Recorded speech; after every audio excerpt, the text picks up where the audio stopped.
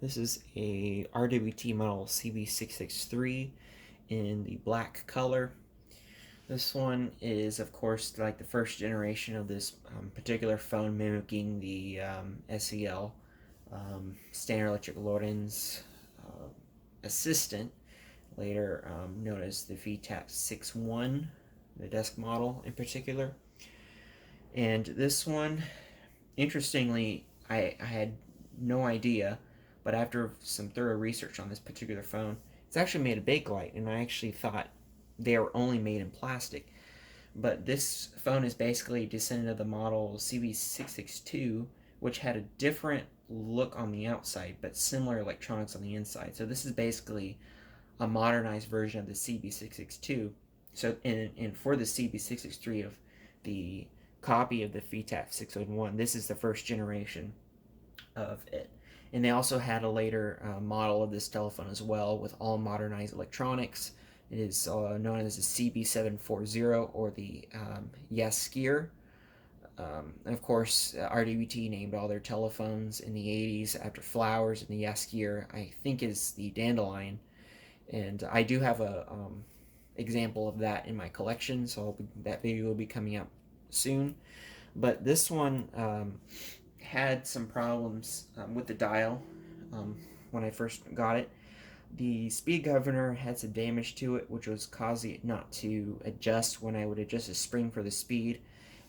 It actually, the top part of it, because it was plastic, it split and broke.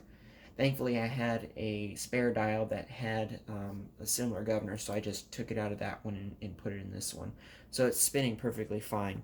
And this dial is basically a copy or a similar style of the German dials is found in the W48s. And this dial is called the model TN74, and they were all found on these CB663 and CB664s. And later in 1973, when the CB740 or the Yaskier was produced, starting in 1973, RWT obtained a license from Face Standard of Milan, Italy, and produced their dials, the Face Standard later dials, under license for their phones instead of updating the model TN74 dials. So they basically to save money and all that. So I'll be showing you that in my Yaskier, which has that particular dial.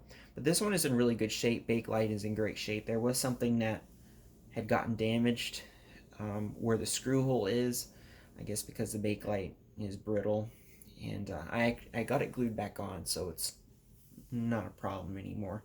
But I had to be really gentle with this phone because Bakelite gets brittle when it gets old and ages. So this phone originally did have an original type of connector box that mounted on the wall, but it actually broke when I actually took the cover off because it was a snap-in type, and it wasn't worth saving, unfortunately. So I had to put a modern port for that, so I can put a RJ11 jack in there. And also the cord has been replaced as well because the old one was brittle and had some damage on the restraint. So this one actually, I got it off eBay, and the phone is actually new, or the cord is actually brand new, newly made, and not new old stock, and it fit this phone perfectly, and the phone was working immaculately as well. So some features of this phone, of course, you got the dial. This is interesting how to take the cover off. There's a little hole right there. You stick maybe a push pin or a paper clip, and you actually turn it this way, and it comes out. So it will, you twist it and it comes out instead of snapping in like the export models of this phone had. And these tend to be missing sometimes because the clips break off. So, and the dial, of course, it's spinning nicely now, 10 pulses per second. And you can kind of see, I don't know if you can kind of see it, but you can kind of see the grain of the Bakelite. And the handset's really heavy too. It's like, it feels heavier than the base itself, which is interesting. It has some weight to it, which is kind of cool. And all these phones, even the Yes Gear, had a window here for the number card, and it still has its original phone number in here. And I decided to keep that because the handwriting looked kind of neat in it. Keeps a little bit of the history. And there's no damage. Unfortunately, I'm getting my fingerprints on this really nice shiny phone. But let me show you this. The handset actually has a spit cup design on it. Almost a spit cup. It has it where it kind of protrudes out. So that's kind of unique with these phones. And it looks exactly like a VTAP 611 handset. I don't know what model number they called their handsets if they had one. But it's almost like that, except the uniqueness of this, the transmitter part. And also RWT is in the handset as well. There we go. RWT. And then it's also right here. Right here. And then I'll go ahead and show you the bottom.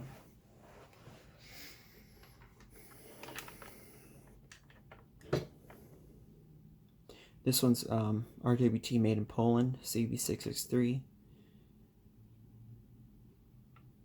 And the numbers here are worn off, but there are other parts on the inside of the phone that have 1969 on it. And that's where you adjust the ringer. Everything is bakelite on this phone. And then you got clear plastic plungers as well. And of course the connector block.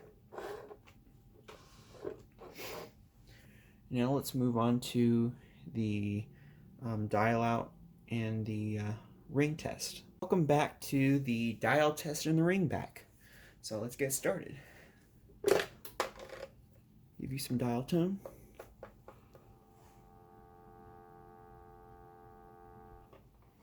And let's dial some numbers.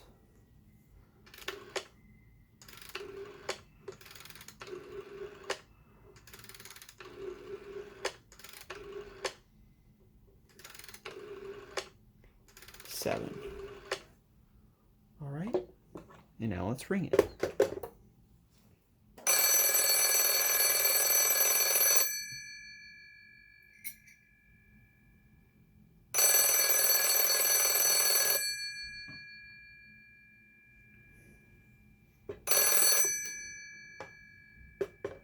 All right.